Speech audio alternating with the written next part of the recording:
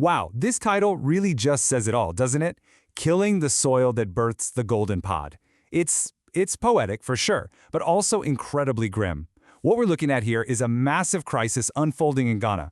It's really a battle for the very soul of its most precious crop. And you really have to understand this next part to get the full weight of the issue. This saying, cocoa is Ghana and Ghana is cocoa, that's not just some catchy phrase. Nope.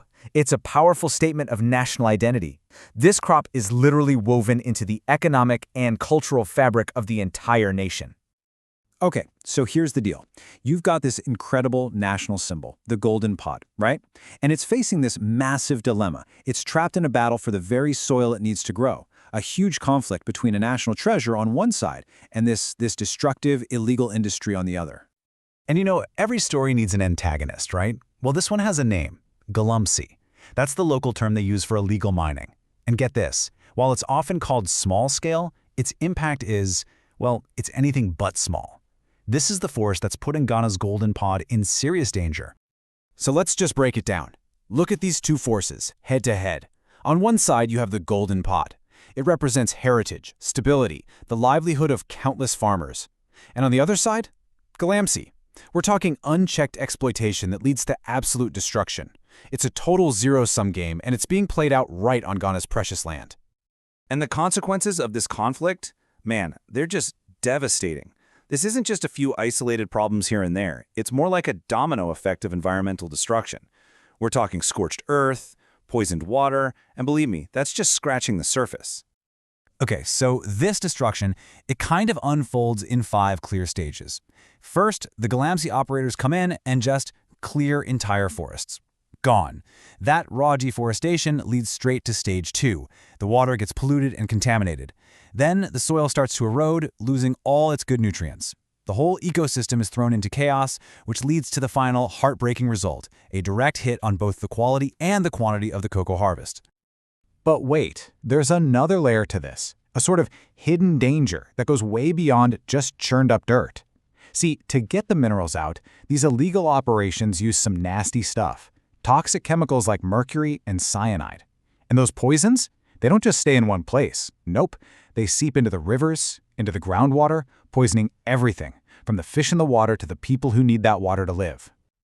The sheer scale of this physical destruction is, well, it's staggering. Just look at this number. We are talking about more than 19,000 hectares of cocoa farms that have been totally uprooted and destroyed. I mean, think about that. That's thousands upon thousands of fields that used to produce the nation's golden pod. And now, they're just barren. And behind every single one of those lost hectares, there's a massive human cost. That's the part we can't forget. The livelihoods of over 800,000 cocoa farmers and their entire communities are directly threatened. So you see, this isn't some abstract environmental issue. It's a full-blown crisis for a huge part of the population. But okay, the story doesn't just end there with all this destruction.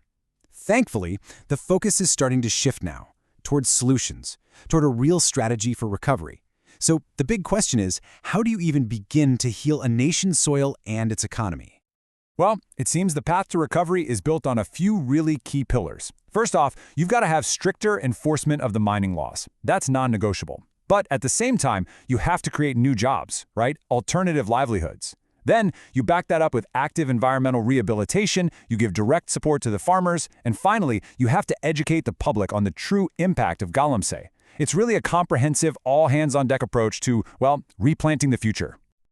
Let's dig into that enforcement piece for a second. This isn't just about, sending out more patrols. It's way smarter than that. It's a modern, multi-pronged strategy. They're using cool tech like drones and satellites to spot illegal sites from the air. They're getting everyone, the government, traditional authorities, mining firms, to share information. And then they're backing it all up with some seriously severe penalties to make people think twice. And this is absolutely crucial. The strategy also gets to the economic roots of the problem. Because, let's be real, you can't just tell people to stop doing something illegal if they don't have another way to feed their families. So the goal here is to create brand new paths, to transform these miners into what they're calling agropreneurs, giving them training in sustainable farming and other skills, basically a real, viable way to make a living that actually heals the land instead of destroying it. The source material really puts the stakes in the starkest terms possible. This quote says it all. Tackling this issue isn't just a nice-to-have, it is imperative. Why? For the long-term viability of the entire cocoa industry. We're not just talking about saving a few farms here. We're talking about saving a cornerstone of the entire national economy. And all of this leaves us with one final critical question. The battle lines have been drawn, the strategies are being put into motion, but the big question still hangs in the air. Can Ghana really save the very soil that births its golden pod? Can it preserve its national identity for generations to come? You know, the answer to that, it's going to define the entire nation's future.